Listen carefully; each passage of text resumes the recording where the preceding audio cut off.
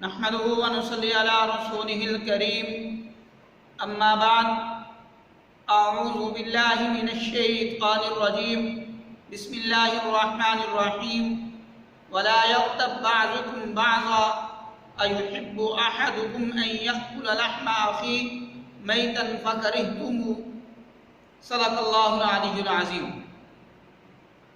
آج ہماری گفتگو کا عنوان ہے کہ غیبت کیا چیز ہے، غیبت کس کو کہتے ہیں۔ ایک مرتبہ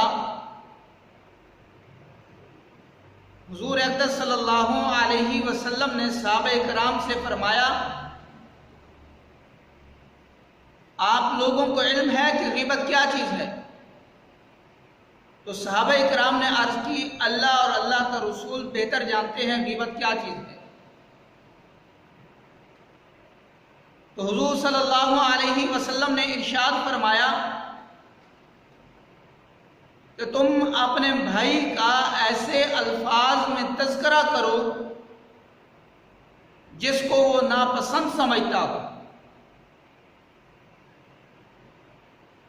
تو عرض کیا گیا، اے اللہ کے نبی، اگر وہ برائی، وہ عیب جو ہم نے اس کا بیان کیا ہے وہ اس کے اندر موجود ہو، پھر بھی یہ غیبت ہے؟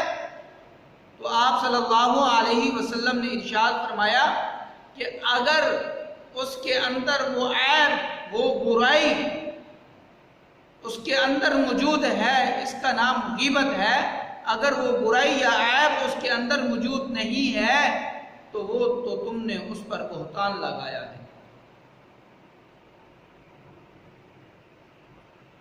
یہ ہے غیبت کی تعریف۔ یہ بہت بڑا گناہ ہے، اس کے نقصانات بھی بہت زیادہ ہیں۔ اگر آج ہم اپنے معاشرے میں نظر دوڑا کر دیکھیں، ہماری کوئی مجلس، ہماری کوئی گفتگو غیبت سے محفوظ نہیں ہے۔ آج ہمارے گھر غیبت سے محفوظ نہیں ہیں۔ آج ہم جس جگہ بیٹھتے ہیں وہاں پر ہم غیبت کرنا شروع کر دیتے ہیں۔ بہت افسوس کے ساتھ کہنا پڑتا ہے، لیکن یہ بات حقیقتاً سچ ہے۔ اگر مسجد کے اندر 2-4 آدمی اپنی مجلس بنا کر بیٹھتے ہیں تو ان کی مجلس بھی غیبت سے محفوظ نہیں ہوتی۔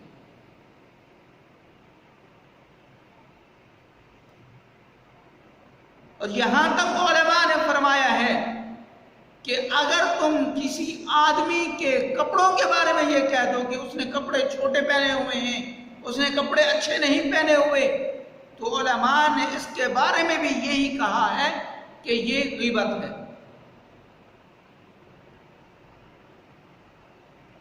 ایک دفعہ حضرت آپ صلی اللہ علیہ وسلم کی خدمت میں ایک چھوٹے قد کی عورت آئی۔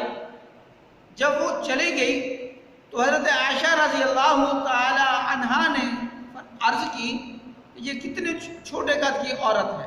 صرف یہی بات کی تو آپ صلی اللہ علیہ وسلم نے فرمایا کہ عائشہ، تم نے اس عورت کی غیبت کیوں بیان کی؟ اگر آج ہم اپنی مجالس کی طرف نظر دوڑائیں تو ہمیں علم ہوتا ہے کہ ہماری کوئی مجلس غیبت سے محفوظ نہیں ہے۔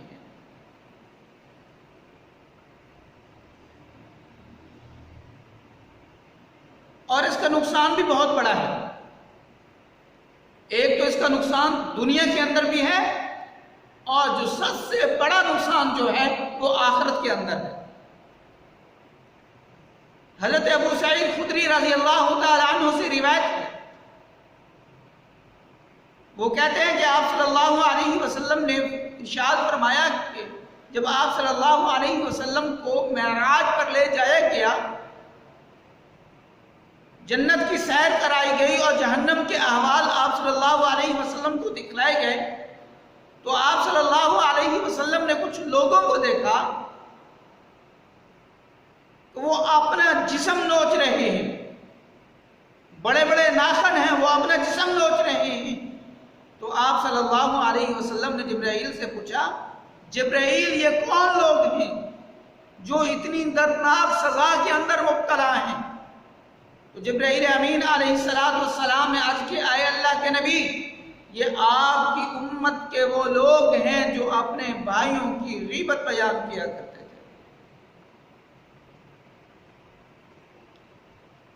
یہ تو آخرت کی سزا ہے کہ ہم آخرت میں اتنی بڑی سزا کے اندر مبتلا کر دیے جائیں گے۔ اور دنیا کے اندر کیا سزا ہے؟ ایک تو ہمارے اس غیبت سے تعلقات ٹوٹتے ہیں۔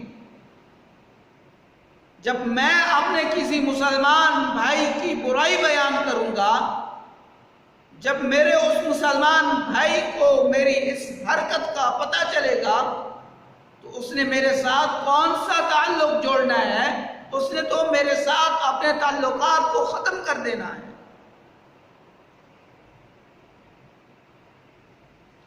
اور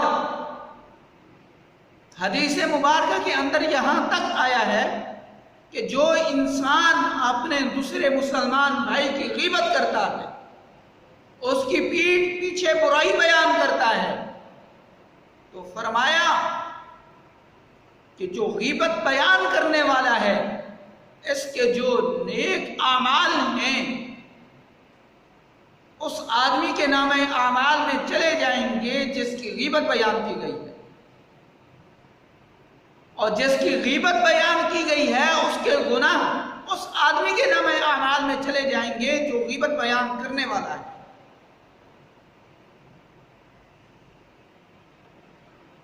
حضرت حسن بصری رحمۃ اللہ علیہ، ان کے سامنے ایک آدمی نے ذکر کیا کہ فلاں آدمی نے آپ کی غیبت بیان کی،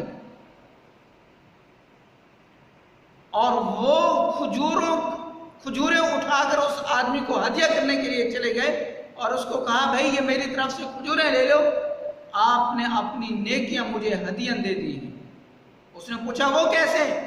تو حضرت حسن بصری رحمۃ اللہ علیہ نے فرمایا کہ آپ نے میری غیبت بیان کی ہے، اس غیبت کی وجہ سے آپ کے جو نیک اعمال تھے وہ میرے نامہ اعمال میں آ گئے ہیں، اور جو میرے گناہ تھے وہ آپ کے نامہ اعمال میں چلے گئے۔ یہ کتنا بڑا نقصان ہے۔ تو اللہ سے دعا ہے کہ اللہ ہم سب کو ہر چھوٹے بڑے گناہ سے محفوظ فرمائے، اللہ ہم سب کو سود سے محفوظ فرمائے، اللہ ہم سب کو حسد سے محفوظ فرمائے، اللہ ہم سب کو چغل خوری سے محفوظ فرمائے۔ دعا ہے کہ جو کچھ کہا ہے اللہ ہم سب کو صحیح معنی میں اس پر عمل کرنے کی توفیق عطا فرمائے۔ وما علینا الا البلاغ۔